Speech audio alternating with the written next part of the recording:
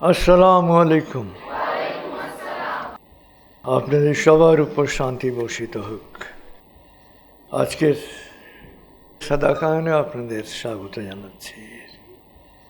আজকের সাদাকায়নের বিষয়বস্তু হচ্ছে প্রতিদিন হাঁটুন, এনার্জি বাড়বে। হাঁটা কত ইন্টারেস্টিং জিনিস। আপনারা মওলানা ভাসানীর নাম জানেন। মওলানা ভাসানীর বয়স যখন 82 বছর, তখন 17 বছরের একজন তরুণ তার সাথে সঙ্গী হলো। আরও কয়েকজন আছে, তার মধ্যে 17 বছরের তরুণও আছে। তো এখন তো গ্রামেও রাস্তা হয়ে গেছে, গ্রামেও এখন কি গাড়ি যায়, তখন হাঁটা পথ, হাঁটতে হবে, বহু দূরের গ্রামে যেতে হবে, গ্রামের পথ দিয়ে হেঁটে। তো মওলানা হাঁটা শুরু করেছেন। তরুণ বারবার পিছিয়ে পড়ছে আর কি, এবং খুব প্রেস্টিজের ব্যাপারটা তরুণের জন্য, যে 82 বছরের মানুষের সাথে তরুণ পিছিয়ে পড়ছে আর কি। তা পিছাতে চাচ্ছে না আর কি, কিন্তু বারবার পিছিয়ে পড়তে যাচ্ছে, বারবার সে পিছনে পড়াটা বন্ধ করতে চাচ্ছে। তো মওলানা পেছন দিকে তাকালেন, তার এই অবস্থা দেখে তাকে একটা তারুণ্য নিয়ে একটা কি কটাক্ষ করলেন আর কি। তারপরেও তরুণ প্রায় পিছিয়ে পরে আবার সে কি করে ধরে আর কি, এক নাগারে 17 মাইল। এবং তরুণ ভাবছিল যে এখানেই শেষ, যে ডেস্টিনেশনে চলে আসছে। দেখা গেলো যে না, ডেস্টিনেশনে তখনও আসে নাই, আরও 4 মাইল বিশ্রাম ছাড়া।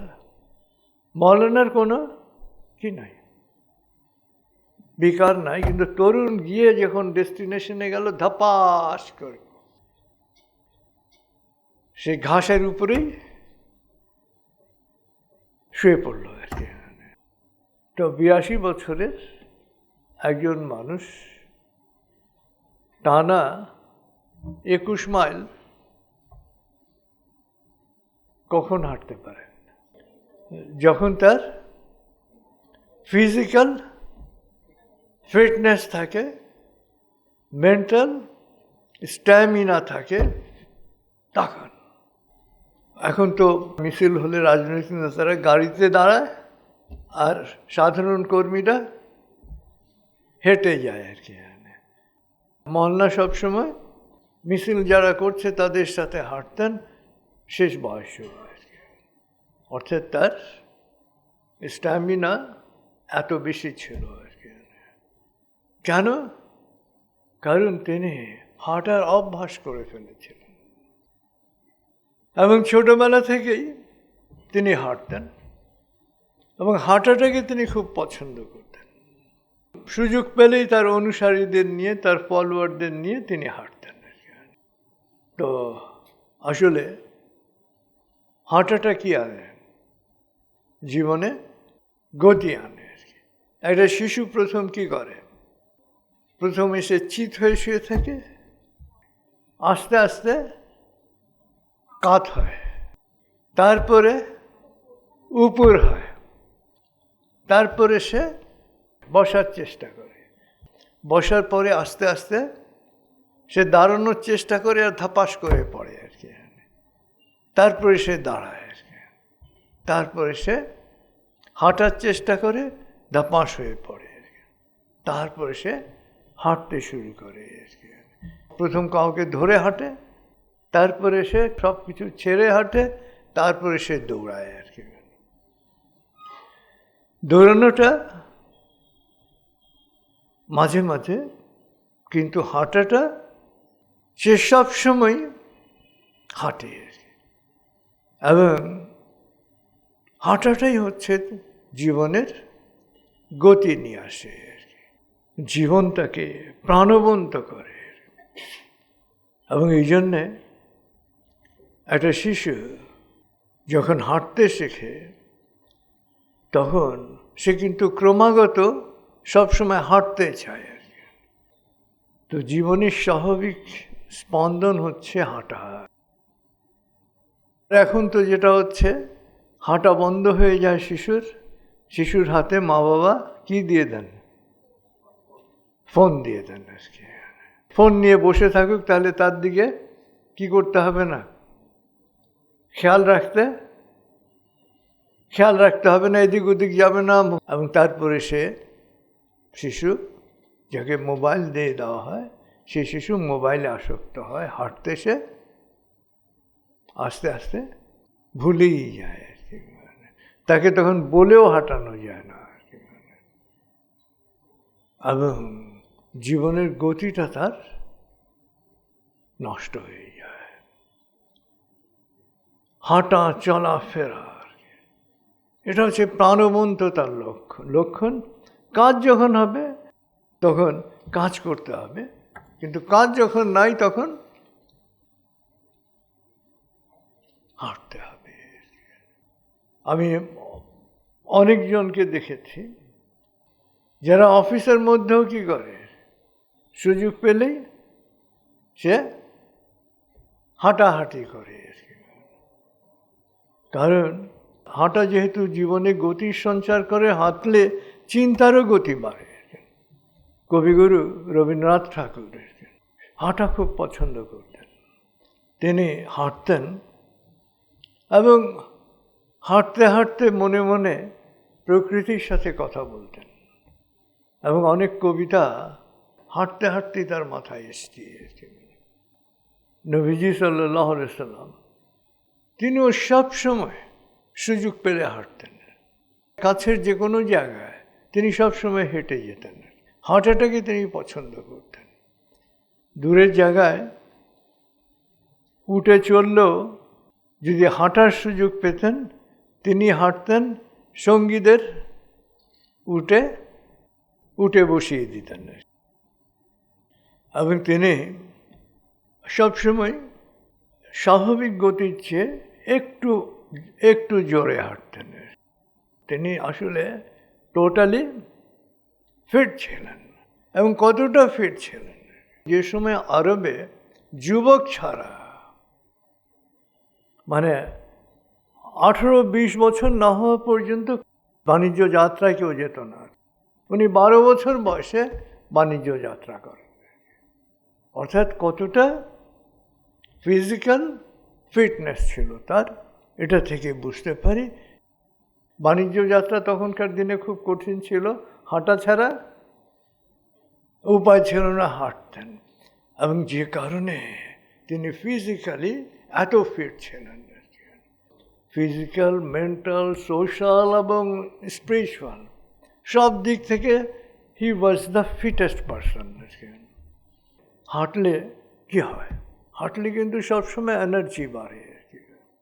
আপনি যখন বসে থাকতে পড়তে কি হচ্ছে, একটু ক্লান্ত ফিল করছেন, ওঠেন, হাঁটেন, পড়াটা নিয়ে ভাবেন, যা পড়ছিলেন সেটা নিয়ে ভাবতে ভাবতে হাঁটেন, এনার্জি বেড়ে যাবে।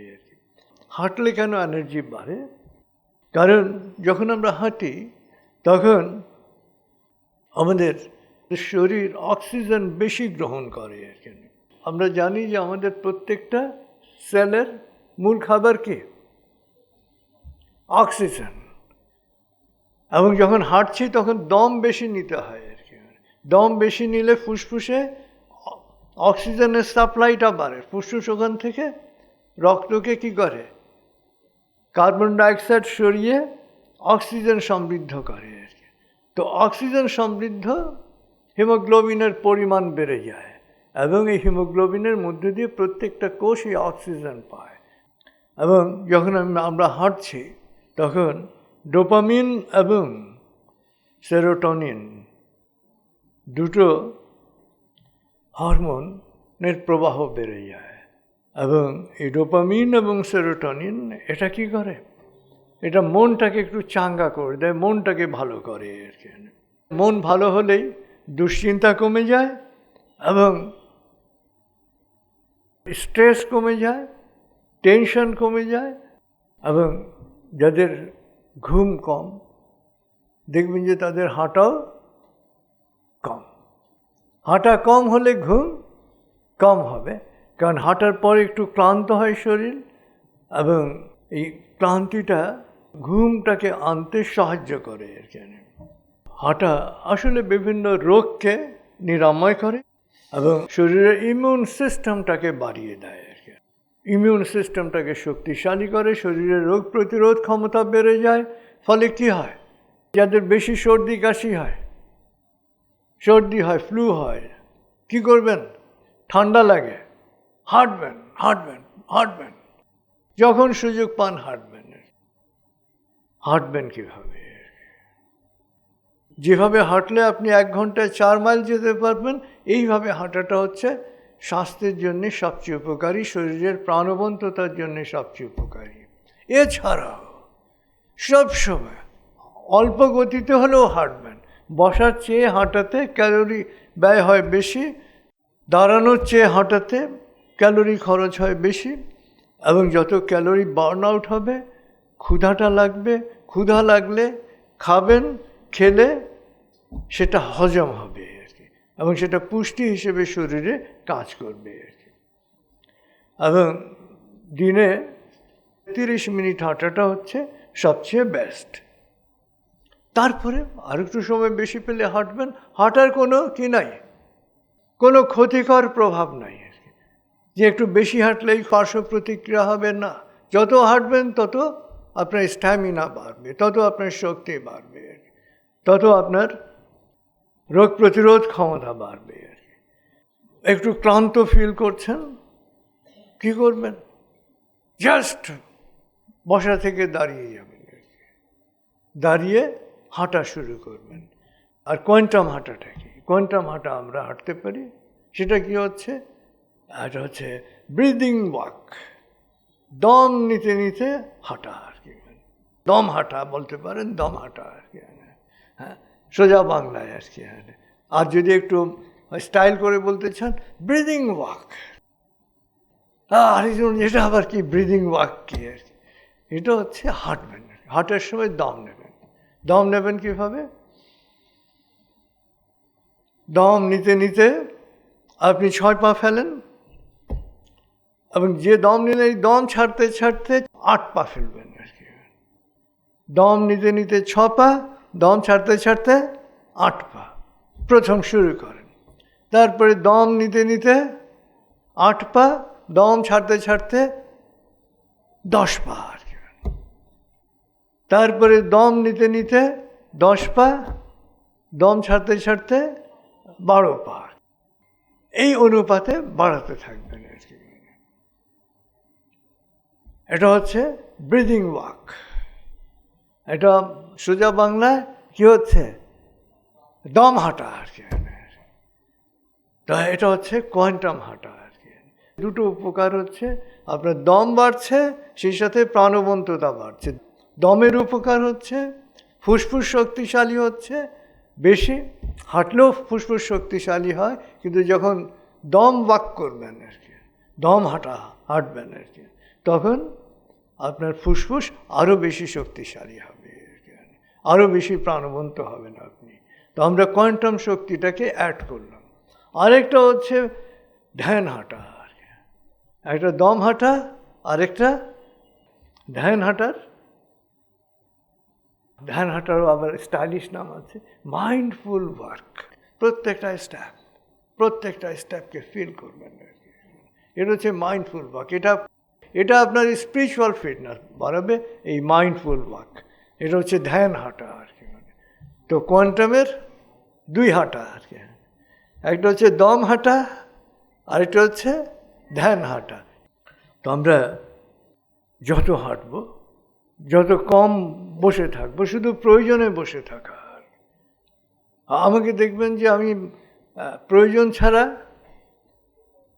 বসি না, আমি দাঁড়াই এবং আমি সুযোগ পেলেই হাঁটি।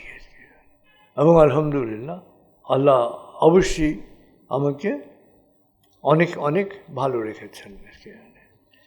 অতএব হাঁটার মধ্যে দিয়ে আপনার কি হচ্ছে? শুধু যে শরীরের উপকার হচ্ছে তা না, যখনই বসে থাকতে একটু ক্লান্ত লাগছে, ভালো লাগছে না, ঘরের মধ্যে ভালো করে হাঁটবেন, খুব হাঁটবেন, ছ্যাঁকা মার্কা বসে থাকবেন না, দম হাঁটা হাঁটবেন, আর দেখবেন যে আপনার মধ্যে একটা আলাদা ওই যে বিষাদ, যেটা ভালো না লাগা, মন খারাপ হওয়া, এই জিনিসগুলো চলে যাবে।